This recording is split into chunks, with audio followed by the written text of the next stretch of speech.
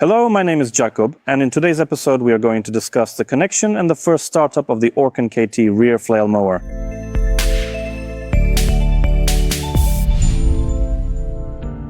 Regardless of how you receive the machine, the mower will always be complete and ready for work.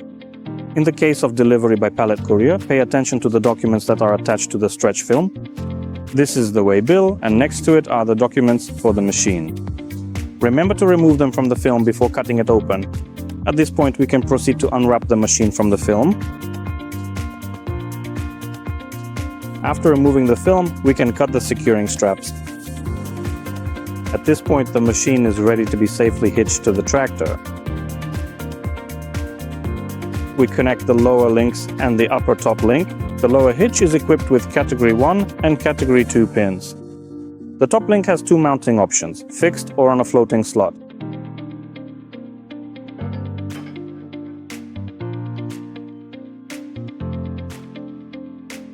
Setting the machine's cutting height is done by adjusting the height of the rear roller and the safety skid. The roller has a wide range of adjustments, allowing us to smoothly set the desired working height. After initially setting the cutting height using the rear roller and the safety skid, we can move on to finer adjustment. This is done using the top link. By unscrewing it, the machine will mow slightly higher, while by screwing it in, we cause the machine to mow slightly lower. Also, pay attention to the correct setting of the machine's working angle. A properly adjusted machine will have the laser-cut ORKAN logo positioned horizontally. It can be slightly tilted towards the rear of the machine. An adjustment where the logo is tilted forward is unacceptable. In such a case, the machine might catch the ground. A correctly set mower rests on the rear roller. The skid only serves a safety function. As an option, the machine can be equipped with a hydraulic side shift. To operate it, one double-acting hydraulic section is required on the tractor. The critical lubrication points on the machine are very easily accessible. The first grease nipple is located right here. It is used for lubricating the main shaft bearing. The second grease nipple is located right here. It is used for lubricating the rear roller bearing.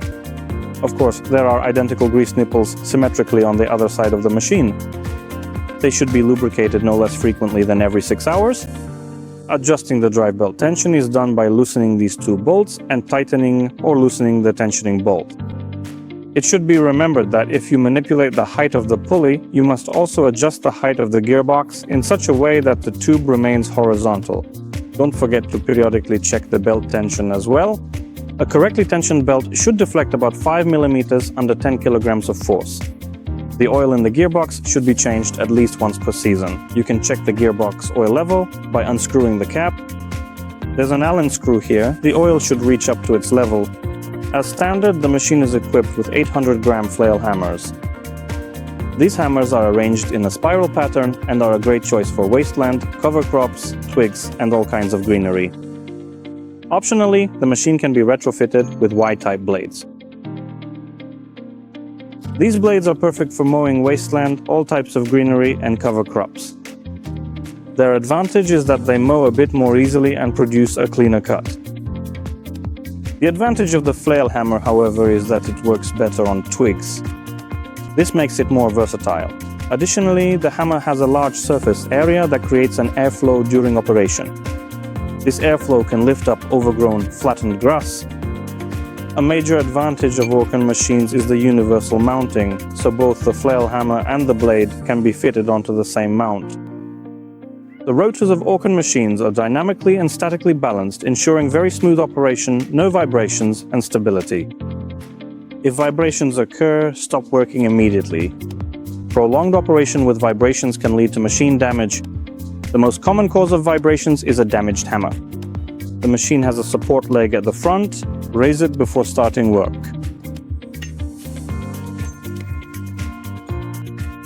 Although the best way is to remove it and leave it in the garage. The mower is equipped with a gearbox rated for 540 RPM. Operating at 540 eco, 750 or 1000 RPM is prohibited. The machine comes with a universal PTO drive shaft. It might happen that it's a bit too long. In that case, it should be shortened appropriately for your tractor. Of course, if you already have another slightly shorter shaft on your farm, there's no reason not to use it.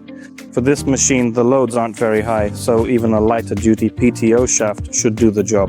The mower has a wide range of discharge adjustment by opening or closing the rear flap.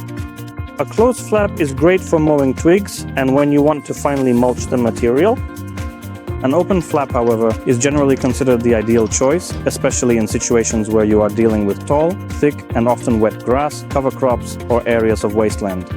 Before starting work, please read the user manual included with the mower. The knowledge gained from it will help ensure trouble-free and maintenance-free operation.